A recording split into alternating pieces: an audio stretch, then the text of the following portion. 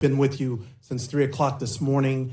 I want to thank you for your time, but I'm here to bring the voices of 750,000 people in Nevada who elected me to do a job, and that's to make sure their perspective is heard by this Congress and this committee. I know we've heard a lot, but I want to touch on what this bad-built bill for billionaires doesn't do, because it barely touches housing, a crisis that is affecting more than just the people in my district. My disappointment is with what is not in here.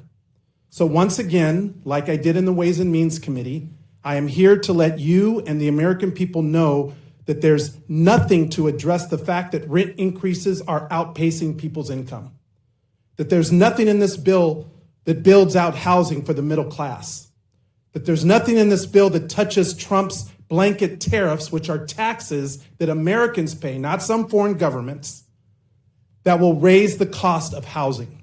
In fact, in 2018, the CBO projected that the initial Trump tax cuts would reduce residential investment since their provisions are not favorable towards housing. That report proved true, as inflation-adjusted residential investment today is nowhere close to its pre-2018 trend. I'll also tell you what this bill does have. It has an annual tax cut for billionaires, over $255,000 a year, while the average benefit for working people earning less than $50,000 annually is a meager $265.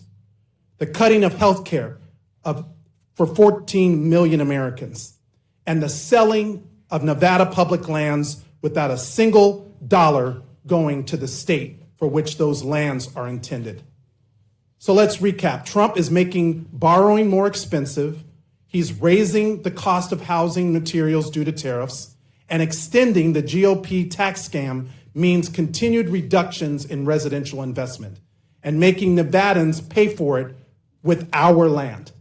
Please make it make sense. That's why I am offering a package of amendments to help our veterans, to address tipped workers, small businesses, and the hospitality sector, which has been hit hard by President Trump's tariffs.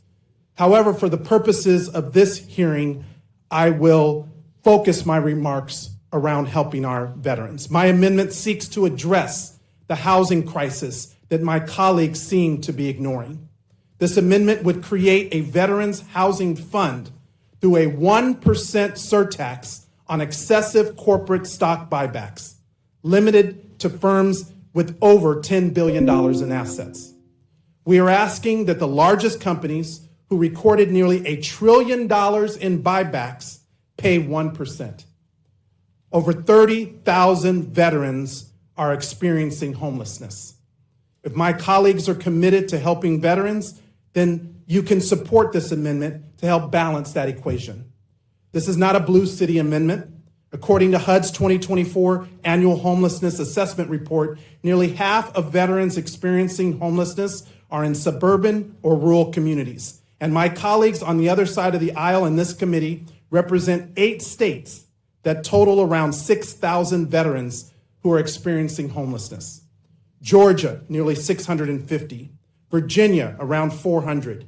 New York, almost 1,200. Indiana, over 400. Texas, nearly 1,850. South Carolina, almost 400. Minnesota, 300. And North Carolina, nearly 700 veterans experiencing homelessness. There is nothing in this bill that addresses shelter, mental health, substance abuse, job training, and other assistance specifically for our veterans. So I'm urging my Republican colleagues to work with us now to fix this bill before it goes to the floor. We want to work with you to address the problems facing our constituents. Earlier this month, I introduced 3 bills that can help address the housing crisis. We need legislation that addresses the corporate takeover of single-family homes, like my Home Act. Not one Republican joined when I brought that bill forward. I introduced my Unlock Housing Act to address affordable housing by allowing the Bureau of Land Management to be able to lease the land to local governments and tribes specifically for affordable housing. This is a smart method to use the laws that are already exist to build out more housing. Why? Because as Nevadans know, the land that we sell has not helped create the housing that we need. But we are seeing the same story over and over, that this bill does not have working people in mind. Instead, we have people like Representative Mark Amodei pushing to sell off more than 500,000 acres of land in Nevada under the guise of creating more affordable housing. He didn't even give a second thought to selling out our community. And for what? To use Nevada as a cash grab for the nation's debt? Don't believe me? Look at Section 8315 of the bill.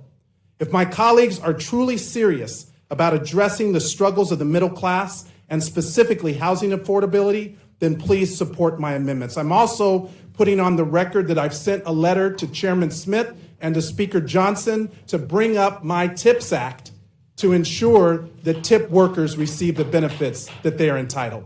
Thank you, Madam Chair.